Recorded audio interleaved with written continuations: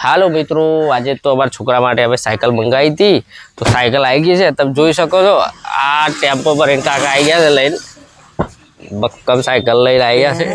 એને ખબર નહીં આપણે સાયકલ મંગાવી છે એવું.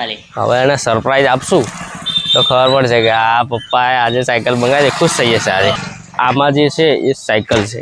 હવે આપણે આનું બોક્સિંગ કરશું, પછી મોટું બોક્સિંગ છે એટલે આપણને આઈડિયા આવે ને એને બી ખબર નહીં કે અંદર શું છે એવું. એને આપણે કહેવાનું નહીં કે સાયકલ મંગાવી છે એના માટે. હવે એનું બોક્સિંગ કરશું. તો મિત્રો આજે તો બે પાર્સલ આવી ગયા છે. એક સાયકલનું પાર્સલ આવ્યું છે અને બીજું એક આ ડિજીટેકના આપણે લાઇટ મંગાવ્યા હતા એ પાર્સલ આવ્યા છે. આજે તો ભક્કમ ખર્ચો થઈ ગયો ભાઈ, બરાબર છે. એટલે આજે એનું અનબોક્સિંગ કરીએ છીએ મિત્રો. તો જોવો તો મજા આવશે કેવું નીકળે. સાયકલ ફિટિંગ કરતા તો જોકે આવડતી નહીં આપણને, પણ ટ્રાય કરીશું કઈ રીતે સાયકલનું કમ્પ્લીટલી ફિટિંગ થાય. તમે જોતા રહેજો બ્લોગ. તો આવી રહ્યું આ ડિજીટેકનું લાઇટ મંગાવ્યું છે આપણે, અને આ છે સાયકલ છોકરા. તો ગાઈઝ ચાલુ કરી દીધું છે હવે અનબોક્સિંગનું. કઈ રીતે કાપવાનું છે ખબર છે નહીં, ચાલુ કરી દઈએ.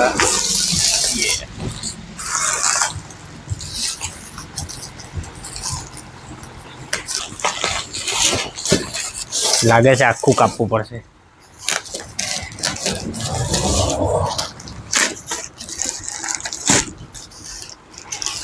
સાચું બોલ્યો, તમે બાળપણમાં નાના હતા તો આ ફોડવાની મજા આવતી કે નથી આવતી? આ પટ પટ પટ પટ, મને તો અત્યારે મજા આવે કેવું મજા આવે. ઓ વાવ યાર, જોઈ શકો છો તમે કેવું અનબોક્સિંગ છે, અંદર કેવું મટીરિયલ છે. હવે જોઈએ, ફર્સ્ટ ટાઈમ મંગાવ્યું છે. નીકળતું નહીં મિત્રો, કાઢી લીધું છે. શું છે આમાં જોઈએ હવે.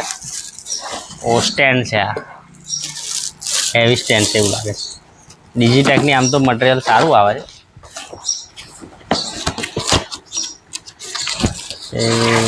ઓ વાવ યાર, એલઈડી જોરદાર છે ને. અહીંયા મોબાઈલ રાખી દેવાનો અને અહીંથી પછી ચાલુ કરે.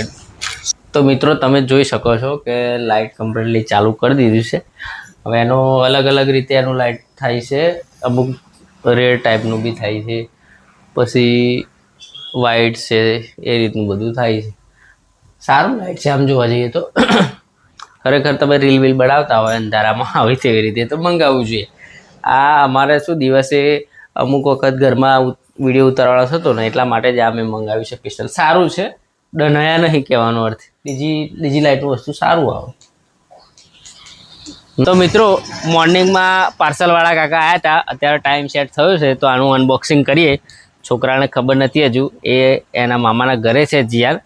એ ઘરે આવશે ને એટલે ખુશ થઈ જશે કે મારા પપ્પાએ સાયકલ મંગાવી લીધી અને પેક બી કરી દીધી. એને ખબર જ નહીં હજુ, કેમ કે આપણે એને સરપ્રાઈઝ આપવાની હતી. તો મિત્રો ચલો હવે અનબોક્સિંગ કરીએ.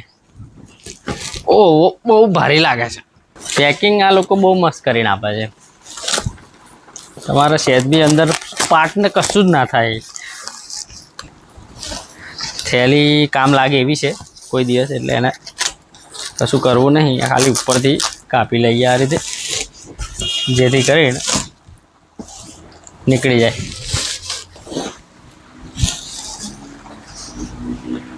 જોકે છેક દૂરથી આવતું હોય એટલે આ બધું ફાટી જવાની સંભાવના તો હોય જ.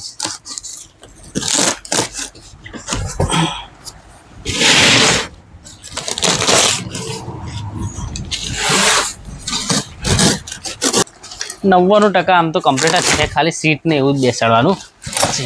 જોઈ શકો છો મિત્રો. અને જોશે ને એટલે ખુશ થઈ જાય કે પપ્પા જોરદાર સાયકલ મંગાવી ઓનલાઈન. એને ખબર જ નહીં હે ને કે સાયકલ મંગાવેલી છે એવું. આ રીતનું બધું હજુ બોલ્ટ મારવા પડશે, મારી દઈએ. હવે રિપેરિંગ કર્યું એટલે બતાવું. ટાયર સારા છે, પણ આના ટ્યુબલેસ ટાયર આવે છે એવું લાગે છે. અને આ પાછળ બી ટાયર આવશે. હજુ શું કે આ આખી રીતે સાયકલ ચલાવી નહીં શકતો એવો, આમ પાછળ બીજા ટાયર લગાવવા પડશે. આની અંદર છે આ રહ્યા, આ ટાયર લગાવવા પડશે એને.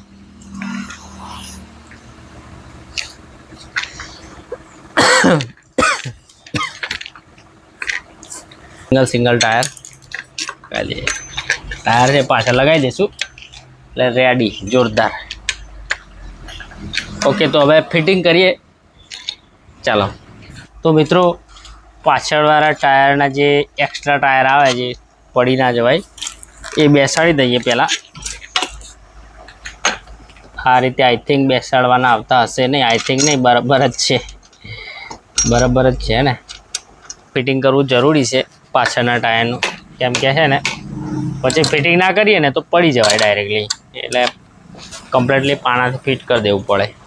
મિત્રો આ રીતે આ બાજુ બી ફિટિંગ કરી દઈએ, જે સાઈડ જે પેલી સાઈડથી ફિટિંગ કરવાનું જોઈએ આ સાઈડથી ફિટ કરી દઈએ.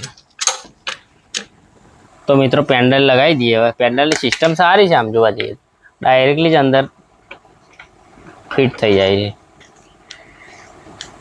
મને તો એવું લાગતું ને કે ખરેખર આખા સ્પેર પાર્ટ બધા અલગ અલગ છે, પણ સારું છે, કંપનીએ સારું એવું આપ્યું, તેથી કરીને બહુ મહેનત કરવાની ના થઈ, ફિટિંગ થઈ ગયું એમ.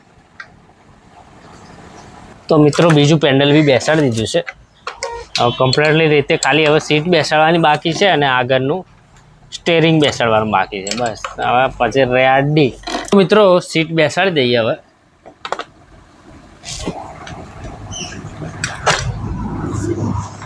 રેડી સીટ બેસી ગઈ છે હવે કમ્પ્લીટલી. હવે ખાલી સ્ટેરિંગ એકલું બેસાડવાનું બાકી છે. મારા ખ્યાલથી સ્ટેરિંગ બેસાડવા માટે આપણે યુટ્યુબની જરૂર પડશે એવું લાગે છે, કેમ કે લાગતું નહીં કે આપણાથી બેસે એવું, યુટ્યુબની જરૂર પડશે. તો મિત્રો સ્ટેરિંગની અંદર જે આ વસ્તુ બેસાડવાની આવે છે, આ બોલ્ટ જેવું, આની અંદર થોડું આમ વાંકું વળેલું હતું, એટલે એને સીધું કરવું પડશે. મેં તમને કહ્યું હતું ને યુટ્યુબની મદદ લેવા, યુટ્યુબની મદદ લીધી તો ખબર પડી કે આ અંદર બેસાડવાનો આવે છે. ફિટ કરીને પછી અંદર ચતુરા દેવાનું હોય છે આમ.